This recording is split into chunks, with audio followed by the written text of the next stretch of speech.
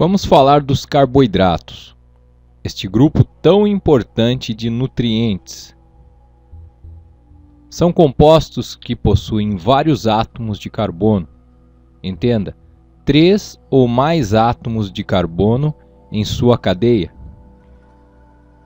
ligados a grupos hidroxila, o grupo OH, e que também possuem as funções químicas cetona ou aldeído. Lembrando você, olha para cá, C-O é o que a gente chama de carbonila. Se a carbonila está no meio de 2 carbonos, você tem o grupo cetona. Quando a carbonila está na ponta de uma cadeia, você terá o grupo aldeído. Se a carbonila estiver na ponta da cadeia, ao lado da carbonila você vai ter um hidrogênio, senão não vai ser a ponta da cadeia. Os carboidratos se classificam em ósis ou osídeos. Os carboidratos, eles são formados por partes. A menor parte chamamos monossacarídeos.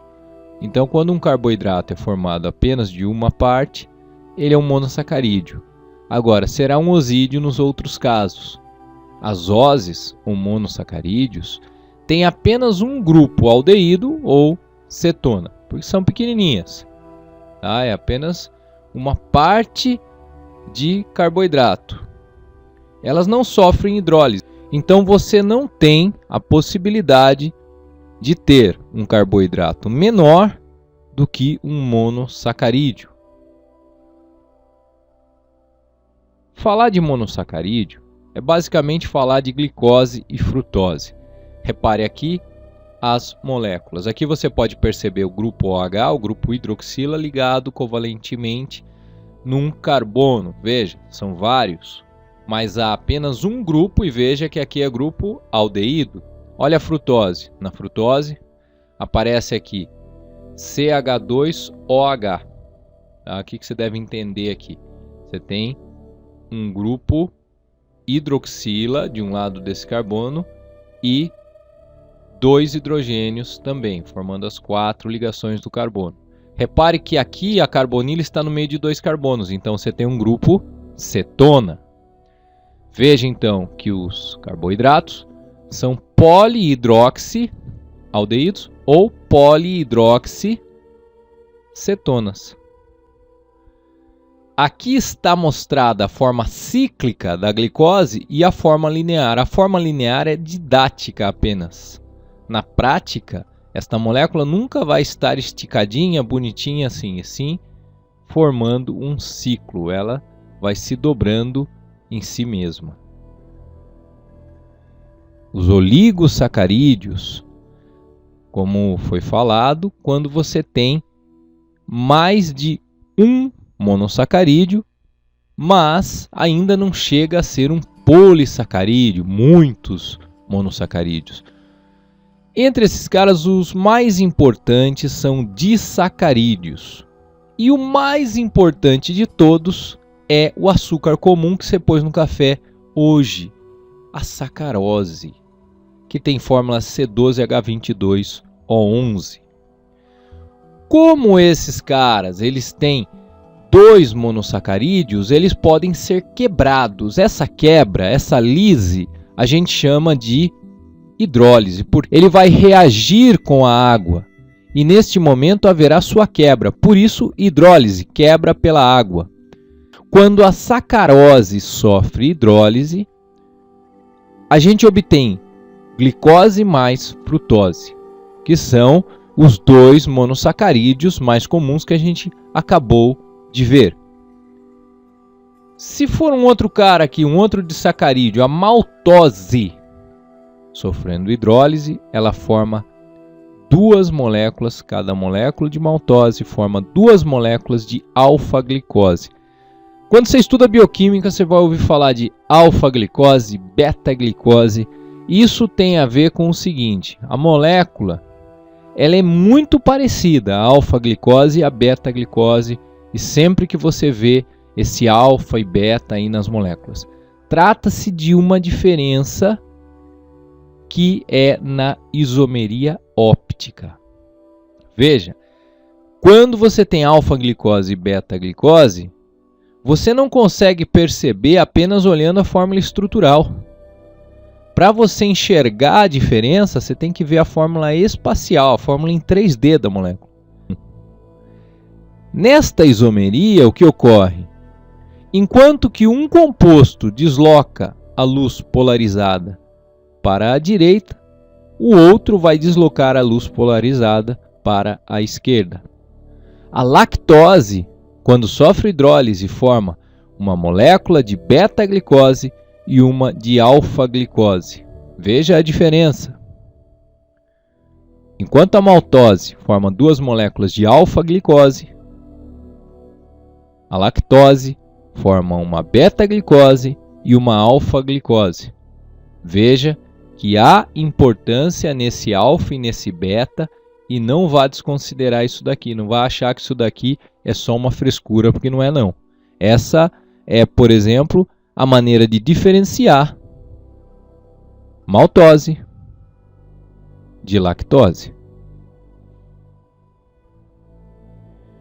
Os polissacarídeos, formados por vários monossacarídeos, os mais importantes são o amido e a celulose. Amido, lembrou de pão, macarrão. Celulose, lembrou de madeira. Os polissacarídeos, ao sofrerem hidrólise, eles vão produzir monossacarídeos, obviamente. Então veja que se abre aqui um grande grupo de carboidratos.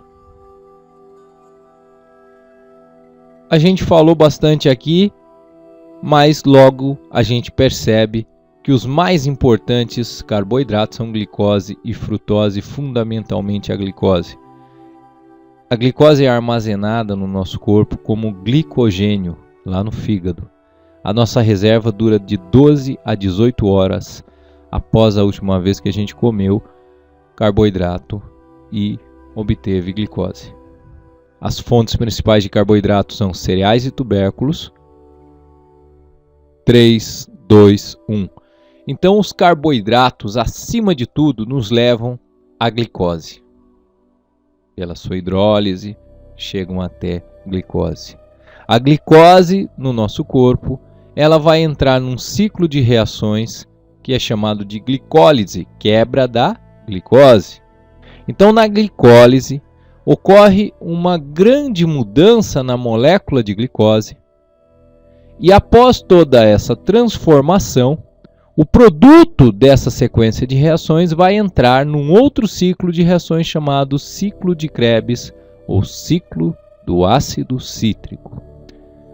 Esses dois processos, tanto a glicólise como o ciclo de Krebs, vão juntos produzindo ATP, que é a moléculazinha onde você vai armazenar toda a energia que você consegue tirar da glicose.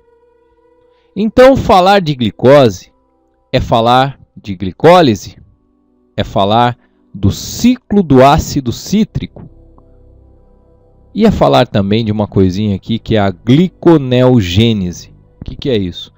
Às vezes você está lá numa dieta, por exemplo, onde você não adquire carboidratos. Você corta os carboidratos. E aí você vive só de proteína e de lipídios. Pensando assim, olha, eu vou cortar a minha principal fonte de energia e assim vou fazer meu corpo queimar minhas gordurinhas. Tá certo nesse sentido.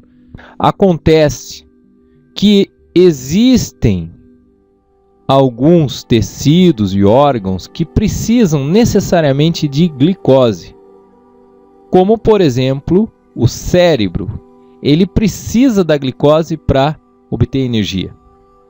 Então o corpo vai ser obrigado a pegar aquelas partes de proteínas, né, que são os aminoácidos das proteínas que você ingere, vai ter que pegar lipídios e, depois de uma gama de reações, produzir glicose a partir disso. Esse processo se chama gliconeogênese. Não foi à toa não que a natureza escolheu a glicose para ser a fonte de energia. A glicose, quando nós vemos a entalpia de combustão, né, que é o calor gerado na combustão, na queima dela, a gente vê um valor bastante alto por cada mol.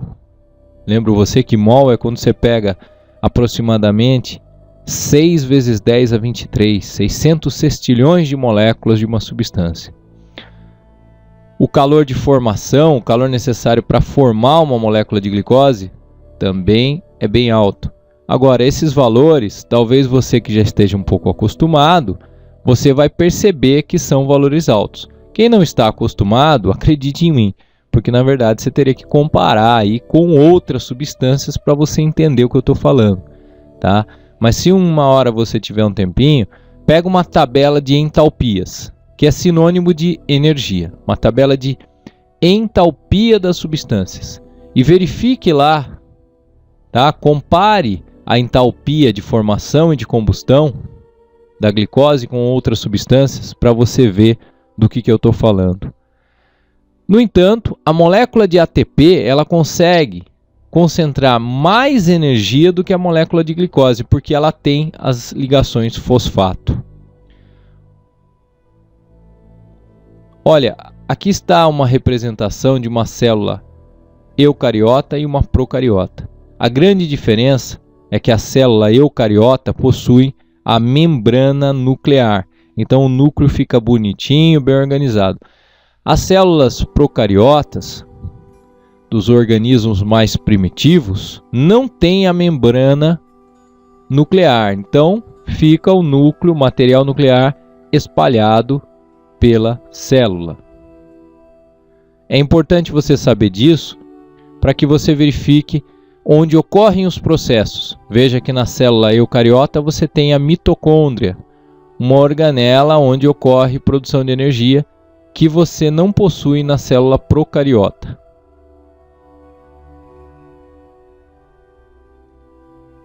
Então a glicose, lá naquele ciclo de reações que eu falei anteriormente aí, que é a glicólise, ela vai sofrer toda uma série de reações que vai levá-la a piruvato.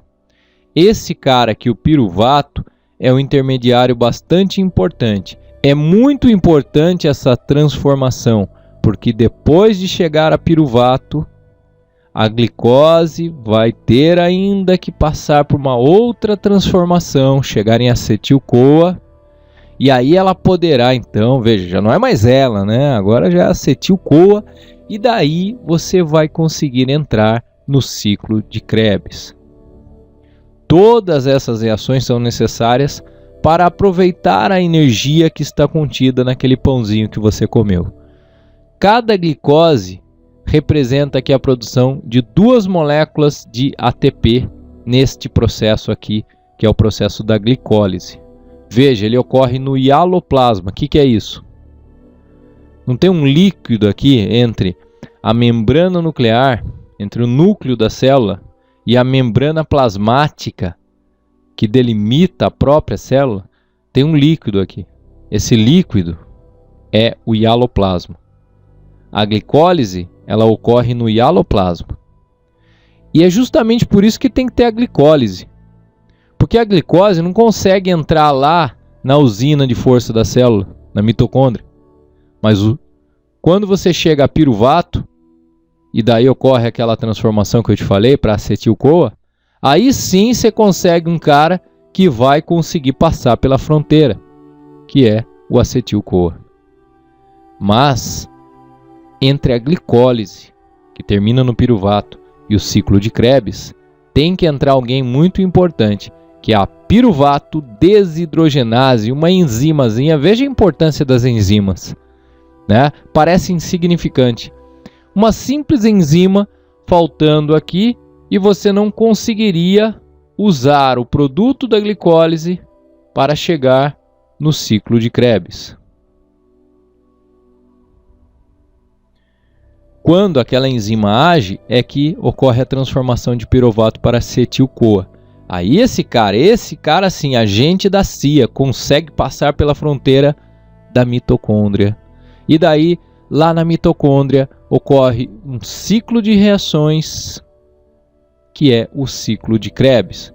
Qual que é a importância disso?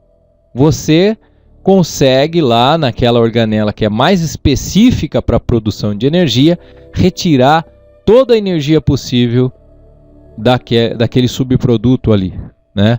Em última análise, você consegue terminar de tirar toda a energia que você tinha na molécula de glicose, toda a energia que era possível tirar, né? Porque no fim das contas ainda você vai liberar gás carbônico e água.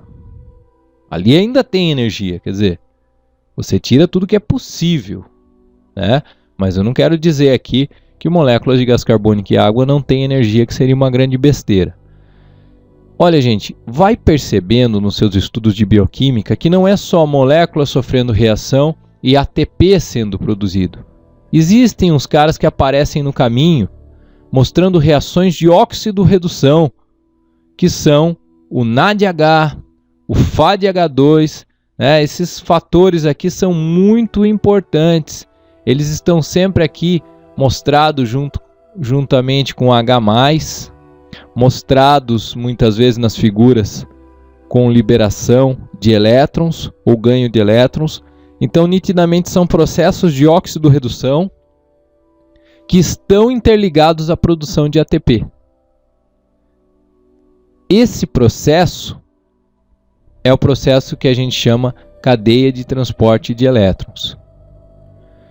Lembro você aqui, o ATP é a nossa energia rápida. É uma moléculazinha que tem grupos fosfato e a ligação com grupos fosfato ela é altamente energética. O que significa ATP? Adenina trifosfato, 3 grupos fosfato. O grupo fosfato é o PO4. Se você contar aqui, vai sentir falta de átomos de oxigênio, porque quando eles se ligam, para eles se ligarem, existe perda de átomo de oxigênio. Mas aqui são 3 grupos fosfato. Cada vez que você libera um grupo fosfato, há muita liberação de energia, porque esta ligação é muito energética, tá? A ligação entre os grupos fosfato. Então ele vai se transformar em adenina difosfato, se perder um fosfato. Se perder 2 fosfatos, vai se transformar em adenina monofosfato. Então, por isso a natureza escolheu o ATP.